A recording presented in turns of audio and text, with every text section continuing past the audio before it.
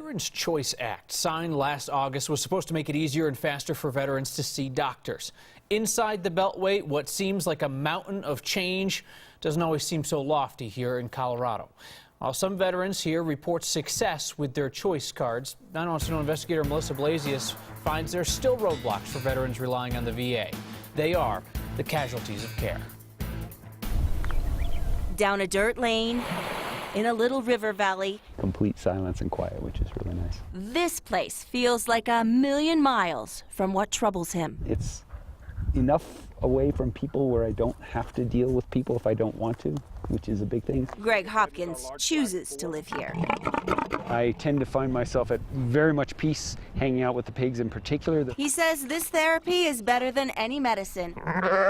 But when Hopkins does need a doctor, things get complicated. VA is my sole source of medical insurance. Hopkins lives just 17 miles from the Durango VA clinic, but it offers just 3 services: primary care, mental health, and labs. So right here in the joint, I tore the bicep tendon. The Durango VA doc wanted to rule out a fracture, so he sent Hopkins to the nearest VA facility that does x-rays, 217 miles away in Albuquerque, New Mexico. And certainly for my day, that was an 8-hour wasted day for me. The VA paid him mileage. So they spent $161 just to get you to their door. That's it. The mileage is more than it would have cost to get a private provider to do an x-ray in Durango. But that's how the VA works, even under the Veterans Choice Act. Hopkins can't be seen by a local private doctor because he lives too close to a VA clinic, regardless of the services it provides. The boundary line is drawn 40 miles out.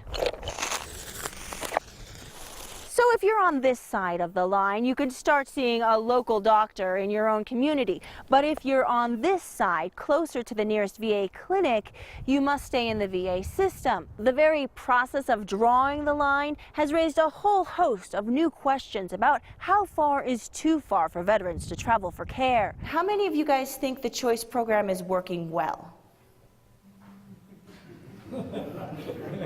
Hang in there. Don't lose the faith and keep working with us. It works for me, yes. Jim Huffman is 55 miles from the Durango clinic. I was one of the first people here to get a choice card. He used his choice card to get his hearing aids readjusted. Saved me 8 hours of driving and an overnight round trip to Albuquerque. 9 Wants to Know analyzed VA data, finding Colorado veterans managed to get just 403 choice appointments in the first 4 months of the program. That's microcosmic compared to the more than 183,000 appointments in the Denver VA system during the same period.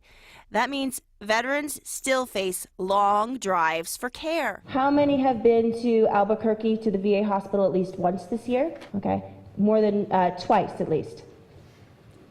3 times or more. 4 times or more. 5 times or more. Oh, I had a bridge fall out. Disabled Vietnam veteran Vince Gennardi made 5 round trips to Albuquerque last year just for dental work. The Choice Act is the biggest smokescreen that's ever been thrown upon the veterans. A recent change in how the choice program calculates mileage means Gennardi's now outside the 40-mile boundary.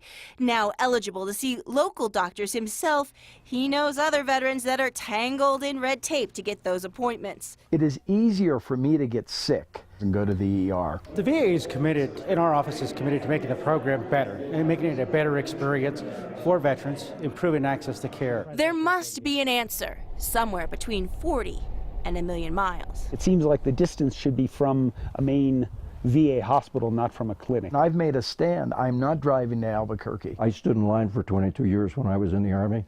I don't do that anymore.